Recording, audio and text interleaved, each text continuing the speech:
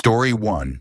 I live in a condominium with my family, and we own two apartments, one on the 7th floor and the other on the 8th. The only way to move between them is by stepping out of one, either taking the stairs or the elevator, and then entering the other. It's a simple layout, but there's something unsettling about the way our apartments are set up, how disconnected they feel, like the 7th and 8th floors are worlds apart, even though they are only a flight of stairs away. One night we ran out of ice cream upstairs, and my mom, who was busy with dinner preparations, asked me to go grab some from the freezer in the apartment downstairs. I grabbed the keys to the 7th floor apartment. Everyone was upstairs and I knew no one would be there. It was close to dinner time, and the place was usually empty by then. The elevator door dinged open as I stepped in, the sound echoing in the quiet hall. I pressed the 7th floor button and waited. When I got there, I noticed it was dark. A power outage wasn't unusual, so I figured I'd just flip the light switch. As soon as I walked in, the air felt thick, like something was off. I couldn't explain why, but a strange chill hit me, making my skin prickle. I stepped into the dark living room and froze. There, sitting on the couch, was my dad. I had no idea how he'd gotten in. No one had told me he'd be down here. But there he was, sitting in his usual slouch, looking at the television with that intense, serious expression on his face. I felt a weird tension in my chest, like the air was holding its breath. I flipped the light switch on, blinking in the sudden brightness. "Dad?" I asked a little too loudly as I fumbled with the freezer door. "Did you need the key to lock up?" No answer. I shrugged, figuring he was just busy, and went over to the freezer. The room felt off, too quiet. Normally there'd be some background noise, people in and out of the kitchen, maybe the hum of a fan. But tonight it was silent, suffocatingly so. I grabbed the ice cream, glanced at him one last time, and walked out. "Lock up when you're done," I muttered, heading back toward the elevator. The door to the 7th floor shut behind me with a soft click, and I took the elevator back up. When the door opened on the 8th floor, I stepped out into the bright hallway, the smell of dinner wafting from the kitchen. I walked into the living room to find my dad sitting at the table, his plate in front of him. He was eating his dinner, exactly where he'd been when I left, just minutes before. But there was no way at all that he'd been upstairs before me. "Dad," I said, my voice shaking as I approached the table, "how did you get up here so fast? I just saw you downstairs." My dad looked up, frowning slightly. "What are you talking about? I've been here all evening." "No," I said, my voice rising now, panic seeping in. "I swear I just saw you downstairs, sitting on the couch. How did you get up here so fast? The elevator, the stairs, it doesn't make sense." He just stared at me, his eyes narrowing, his face contorting into an expression I couldn't quite place. "What are you going on about? I've been here." I turned to look at my mom, hoping for some sort of validation. "Mom, please, tell him I just saw him downstairs." But she looked at me as if I were the one who was out of my mind. "You've been up here the whole time, honey," she said gently, like I was imagining things. I felt dizzy, my heart hammering in my chest. I couldn't breathe. I could still see my dad sitting there, down in the dark apartment, his eyes boring into me. But I saw him. I saw him sitting there. I saw him downstairs," I shouted. They just stared at me, silence falling over the room. The way they looked at me, like I was losing it, only made the feeling in my stomach turn sour. I rushed back to the 7th floor, the elevator doors closing with a hiss behind me. As soon as I stepped out, my breath caught in my throat. The door was locked, just as I'd left it. But there had been no way my dad could have made it up here in the time I was gone. There was no way anyone else could have entered that apartment, at least not without one of the keys. The door to the 7th floor opened, the smell of the dark apartment immediately rushing at me. I stepped inside, heart in my throat. Everything looked the same. The couch, the TV, the empty room. But the air, it was still thick with that strange feeling. I couldn't explain it. I was shaken. The thought that something wasn't right, something that didn't fit, kept gnawing at me. My heart kept hammering as I looked around. But all I could hear was the soft hum of the refrigerator, the sound of my own breath. I went back upstairs that night, but I couldn't sleep. My mind wouldn't let me. I kept thinking about it. That was my dad, right? I had no doubt. But how had he gotten there so fast? How was he already upstairs when I had just seen him downstairs? The next morning I asked him again. He didn't remember the moment at all. He acted like I was crazy. "I don't know what you're talking about," he said, brushing me off like it was nothing. "But I know what I saw. To this day, I don't go to the 7th floor alone." Story 2. I used to work as a maintenance technician at historic properties. Most of the time, it was routine stuff, fixing plumbing, handling some electrical work, and keeping everything in shape. But the place I remember most vividly was this historic house museum on a large landmark site. The whole property was tucked away in the woods, about half a mile off a dirt road. It wasn't just a house. There was a visitor center with offices, a gift shop, and a small parking area near the entrance. But the house itself, it was isolated, secluded. It felt like time stood still there. And on more than one occasion, I felt like it was staring at me, watching me. I was there alone most days, doing maintenance when the site was closed to the public. The house was built back in the 1800s, and the electrical system was a mix of old wiring and more modern upgrades. That day it was cold, gray, and cloudy. The kind of day where the sunlight doesn't even make it through the tree canopy, leaving everything in shadows. I had to replace some exterior electrical work. I remember walking down that dirt road alone, hearing only my boots crunching the frozen leaves underfoot. It felt like the forest was holding its breath. I'd been at the house for about an hour, making sure everything was ready to swap out the old wiring. I shut off the circuit breaker for the entire property, locked all the doors, double-checked everything. The place was empty as usual. My only backup for the day was at the visitor center, working away in the office. No one else was supposed to be around. I tested the circuit one more time, confirming the power was off. Then I went outside to start working on the electrical box. I climbed up on the ladder to the side of the house, trying to block out the wind that whistled through the trees. I was focused on the task at hand, but there was something off about the atmosphere. The silence, maybe. The weight of the house itself. It had been here for so long, and I couldn't shake the feeling that something in its bones was waiting. When I finished up and got down from the ladder, I walked around the house. My tools were all set aside, and I stretched my stiff arms, finally looking around the property. The air felt damp, heavy. I don't know why, but I decided to check the house again. Just a quick walk inside to double-check the circuit breaker. As I passed the back of the house, I noticed a light flicker inside. I froze. The house was empty. I had checked the power. I had turned everything off. I stood there for a long moment, staring at the small yellow light glowing through the dusty window. I thought my mind was playing tricks on me. Maybe it was some reflection from outside. Maybe the house had some hidden power surge that I hadn't anticipated. But no, there was no way. I pulled my walkie-talkie from my belt and spoke into it, my voice tight with disbelief. "Hey, is anyone there?" I asked, trying to stay calm. "Yeah, what's up?" It was my co-worker from the visitor center, his voice a little muffled. "Is anyone inside the house? Like, right now?" I almost didn't want to say it, but I had to ask. He paused, then replied, sounding confused. "No, man. Just me here in the office. All the keys are with me. Why?" I started walking back toward the house, my steps faster now, my pulse pounding in my throat. I think something's going on. I just saw a light turn on inside." I kept my voice low, almost like if I said it louder, it might make it worse. "The power's off. I tested it myself.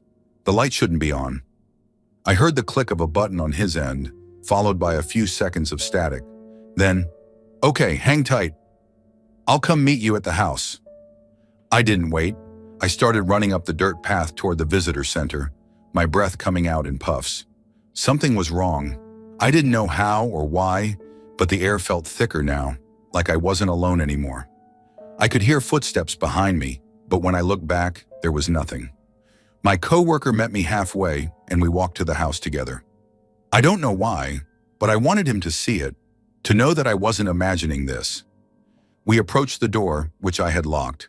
The lights inside were still dim, but I could see the outline of the same yellow light that had been on before. It was still glowing faintly. We stood outside for a moment, just staring at it. The wind picked up, rustling through the trees, but there was a stillness to the house. a feeling of waiting. I swallowed hard, trying to shake off the feeling crawling up my spine. "All right," my coworker said, "let's check it out." He had a flashlight in his hand, but his voice didn't sound as confident as usual. I could tell he was nervous too, even though he was trying to hide it. We both checked the doors. They were locked, just like before. I checked the circuit again, and the breaker was still off. Everything seemed fine, too fine. The light inside, the one that had been on when I was out there alone, was off now. But when I stepped inside the darkened house, I felt a lingering heat in the air. My breath fogged in front of me. I walked over to the light switch where the bulb had been. My hand brushed against the fixture, and I froze. The bulb was still warm. It didn't make sense. I couldn't understand it. There was no one there. No one could have turned it on. The circuit had been off the whole time. My coworker just stared at me, his face pale, eyes wide. Neither of us spoke for what felt like an eternity. The house was silent again, just the quiet hum of the wind outside and our shallow breathing. I'll never forget how that house felt in that moment. Cold, yet somehow warm at the same time, like it was alive watching us, waiting for something we couldn't understand. I never went back there alone after that. Story 3. I grew up in the country, far enough from town that the night felt thick and quiet, and close enough to the woods that the air always had a touch of something wild. Our family owned a horse boarding facility, big enough to keep us busy, but small enough to feel personal. It was mostly peaceful, the kind of place where you could hear every creak and groan of the barn when the wind picked up at night, and the horses would often nicker softly from their stalls. One night, though, something happened that still haunts me. My family had just returned from dinner. It was late, around 10 p.m., and we were all stuffed and a little tired from a long day of work at the stables. We'd been doing these bed checks for years, just a quick walk through the barn to make sure the lights were off, that the fans were turned down, and to check on the horses that were turned out overnight. It was routine. Nothing ever went wrong. But that night, I don't know how to explain it. We pulled up to the barn in our truck, the gravel crunching under the tires. There wasn't a single sound in the air. It was one of those rare nights where even the crickets were silent. The moon was nowhere to be seen, and the darkness swallowed up everything beyond the reach of the headlights.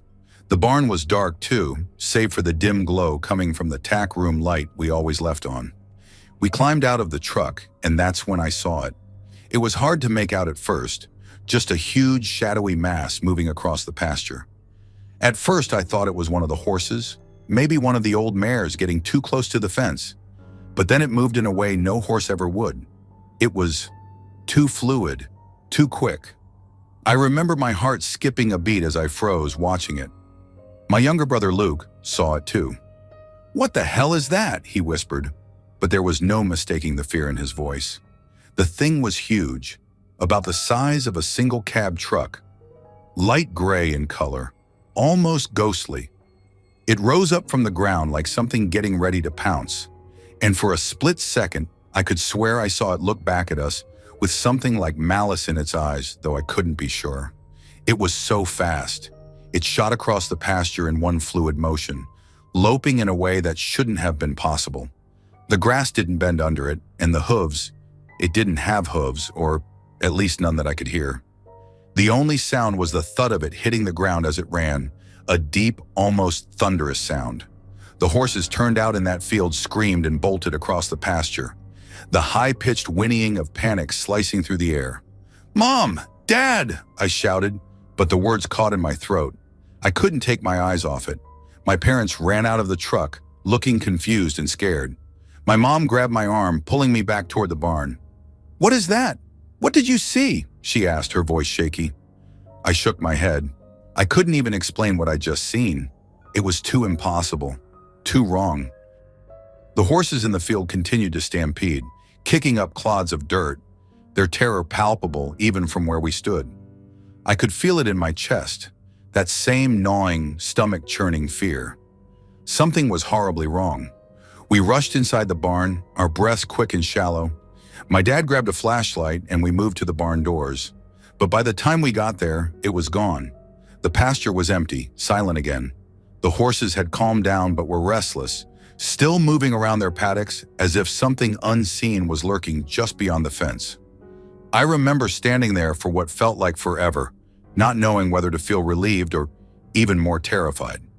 It was like the air had changed, like the whole world was holding its breath, waiting for something to happen. But nothing did. It was just gone. We did a double check of the horses. We counted them all, one by one, looking for anything out of place, any sign of injury. But there was nothing. No missing animals, no signs of a struggle. The fence had held. There were no paw prints, no scratches, nothing. The only proof that something had happened was the terror on the horses' faces, their wide eyes darting around the stable as if they were still expecting it to return. That night, I couldn't sleep. I lay in bed staring at the dark ceiling, hearing the distant sounds of the horses stirring in the barn. My mind kept replaying the image of that thing, a huge gray mass moving through the night, so unnatural and yet so real. My dad tried to rationalize it, like he always did. It was probably just a deer or a bear, he said, though I could tell from his voice he wasn't convinced. None of us were. I've seen deer and bears. They don't move like that. They don't make that sound. The thing was, I never saw it again after that night. It didn't come back. The horses went back to their usual routine, and things seemed normal again. But I don't know what it was. I don't know if it was something from the woods or something else entirely. Some part of me wants to believe there's a reasonable explanation, but deep down, I know there isn't. Every now and then, I catch myself looking out at that pasture, hoping I won't see it again. I still check the field sometimes, just to be sure. I tell myself it was just a trick of the shadows, a flash of movement that my mind twisted into something else. But I know it wasn't. It was real, and I still can't explain it, and I don't want to. Story 4. I live alone, on the edge of a quiet town where the nights stretch on for what feels like forever. The only noise in my house at night is the occasional creak of the floorboards or the low hum of the refrigerator in the kitchen. I always assumed it was a peaceful place to be, a refuge from the world outside. But something happened one night, something I can't explain, and I don't think I ever will. It started like any other night. I went to bed later than usual, having spent hours mindlessly scrolling on my phone. I remember turning off the light and settling into the covers, pulling them up tightly around my shoulders. The room was dark, too dark, really, the kind of darkness where even your own thoughts seem distant. I tried to shake it off. I've never been afraid of the dark, but that night, something felt off. The first few minutes after I closed my eyes were uneventful, just the usual attempt to settle into sleep. But then, slowly, something shifted. At first, it was the subtle sensation of someone watching me. It wasn't a feeling I could place, but it was unmistakable. I could almost sense the air getting heavier. I tried to dismiss it, thinking it was just my mind playing tricks on me. But then I heard it, soft at first, a barely perceptible sound, like the scrape of a chair leg against the floor. It came from somewhere just outside my room, in the hallway. I froze. I wasn't imagining it. The sound was real. Someone or something was out there. I told myself to relax. I had lived here for years and had never felt unsafe. It was probably just the house settling or the wind outside moving branches against the window. Yet the hairs on the back of my neck stood up, and I could feel my heartbeat quicken. I had no choice but to listen, waiting for any sign that it was just my nerves getting the best of me. But then, nothing. I turned over in bed, trying to shake off the rising anxiety. Just as I was about to convince myself that it was nothing, I felt it, the pressure, like hands tightening around my throat. It happened so quickly I barely had time to react. I gasped for air, but it was like my windpipe had been sealed shut. Panic surged through me as I struggled, clawing at my neck with everything I had. But the grip remained. I couldn't breathe. In that moment, the world seemed to narrow. My heart was pounding in my ears, my vision blurred as I fought for even the smallest breath. The pressure increased, unrelenting, suffocating. I couldn't think. I couldn't scream. All I could do was struggle. It wasn't a dream. I knew it wasn't. The sensation was too real, too visceral. I tried to reach for the lamp beside my bed, but my hands wouldn't obey. It felt like I was trapped in a nightmare. But this wasn't a dream. This was real. I don't know how long it lasted. Seconds, minutes, hours. Time became meaningless. But then, as quickly as it started, the pressure vanished. The grip loosened. I gasped, taking in a desperate breath of air, my lungs burning. I flopped back onto the pillow, drenched in sweat, trembling uncontrollably. I laid there in the dark, heart racing, trying to catch my breath. My mind was a chaotic mess. I could still feel the phantom pressure on my neck, like it had never truly left. I knew what had just happened, but I couldn't make sense of it. I didn't understand it. How could it have felt so real? Was it sleep paralysis? A panic attack? Something else? I sat up in bed trying to steady myself, looking around the room. The silence was almost deafening now, but I couldn't shake the feeling that something, or someone, was still there. The hairs on the back of my neck were standing on end again. I didn't feel alone. I didn't feel safe. Then it hit me. I glanced down at my hands, still trembling from the struggle. My palms were wet, but it wasn't just sweat. My hands were covered in something slick, something dark. I froze, staring at the dark stains that spread across my fingers, feeling my stomach drop. It was blood. I couldn't breathe again. My hands were shaking violently now, and the blood was everywhere, on my fingertips, across my palms, as if I had been clutching something. No, someone. I shot up out of bed, scrambling to turn on the light, my heart pounding in my chest. The room was empty. There was no one there. No intruder, no sign of anyone else. Just me, alone, covered in blood. But the strangest part? My throat. It was sore, raw, like something had gripped it so tightly that it left a mark. My fingers gently traced over the tender skin, and I gasped in horror when I felt the indentations, deep bruising marks that were still visible, even in the dim light. How could this be? How could I have possibly left those marks on myself while I was unconscious?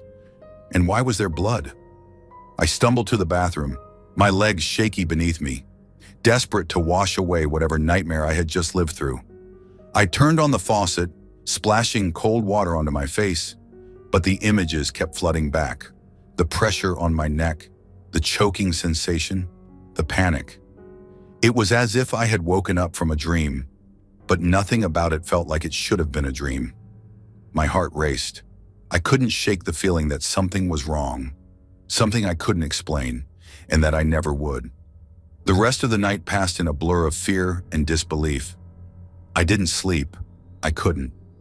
Every creak, every shift of air made me jump, made me wonder if whatever had happened was still lurking, waiting for me to fall asleep again. The strangest part, though, is that I've never been able to explain it. There are no answers, just the memory of my hands around my throat, the blood on my palms, and the indelible feeling of being watched. Something happened that night, something that I still can't wrap my mind around, and it hasn't happened again. Not yet. But every time I close my eyes now, I can't help but wonder if it will. Story 5. I grew up in a small town on the outskirts of Michigan where everyone knew each other and things were simple. My mom had started dating a man named JB, who I never really clicked with. He was always a little too odd for my taste. But after a few months of them seeing each other, JB invited my brother, my mom, and me to spend a weekend with him and his son at his lake house. I wasn't thrilled about it, but I didn't have much choice. The house was about a 2-hour drive from our town, up on the edge of Lake Michigan, tucked away in a remote, secluded area. No other houses for miles, just trees and the lake stretching out into the horizon. The house itself was small, maybe 2 stories if you counted the massive attic. It looked like something straight out of the past, an old cottage with a faded charm. The walls creaked with age, the wood floors had deep grooves from decades of use, and there was something about it that made me uneasy. We arrived in the late afternoon, the sun just starting to dip behind the trees, casting long shadows across the yard. JB was upbeat, almost too much so, as he showed us around. My grandfather built this place, he said, his voice tinged with pride. He and my great-grandfather worked on it together, lived here most of their lives. I've got a lot of memories tied up in these walls. I didn't care much for the history, but I tried to act polite. The living room, dining room, and kitchen were all on the first floor. There were 2 small bedrooms on the second floor, just enough for him and his son, but there was no room for me and my brother. So JB said we could sleep on the couch downstairs. I didn't mind. I'd slept on couches before, but something about this house didn't sit right with me. That night, after we ate and hung around for a while, it was time for bed. It was around midnight when I first heard the stairs creak. I thought it was my mom coming to check on us, so I whispered to JB's son, "Shut up. She'll hear us if we're too loud." We went quiet and I turned off the TV, hiding under the blankets, waiting for her to pass. But then it happened again. The creaking of the stairs, just 1, 2, 3, slowly, like someone was trying to be careful, but they weren't quite succeeding. I froze, my heart pounding. It wasn't my mom. She never crept around like that. It was something else. I lay there, breath held, straining to hear. The creaking stopped for a moment, but then I heard something else. A scraping sound. It was faint at first, but it came from the kitchen, the floorboards dragging unnaturally. I couldn't breathe. I told myself it was just my imagination, but the sounds kept coming. I could hear what I thought were footsteps, dragging closer. I squeezed my eyes shut, hoping it was nothing, but then I heard it. A soft whisper, like a voice but distorted. "Move!" I almost jumped out of my skin. The dragging sound continued, now closer, and then I saw it. I peeked from under the covers, just a sliver, but I couldn't make sense of what I was seeing at first. 3 figures slowly move across the kitchen floor. They weren't walking. It was worse. They were sliding. Their limbs, their arms and legs didn't move. They just slid across the floor, scraping with a sound that made my stomach churn. I wasn't dreaming. I was wide awake, too terrified to move. The mannequins. I tried to rationalize it. Maybe they were just knocked over by something. Maybe some kind of prank JB and his son had set up. But I couldn't ignore what I was seeing. The mannequins weren't falling or tumbling. They were moving, sliding across the floor, their torsos twisted in impossible angles. My eyes locked on one that was making its way toward me. I froze. I couldn't breathe. The room felt smaller, the air thick with dread. I heard another scrape, closer now. I could see one of the mannequins, its blank face almost looking directly at me. It wasn't just the fact that it was moving, it was the way it moved, as though something was pulling it, dragging it toward me with deliberate slowness. I wanted to scream, but I couldn't make a sound. I hid under the covers, my entire body trembling, praying it would go away. It didn't. The dragging sound continued, and I could feel it getting closer. I couldn't help myself. I peeked again. The mannequin was almost next to the couch, its porcelain face glinting in the dim light from the kitchen.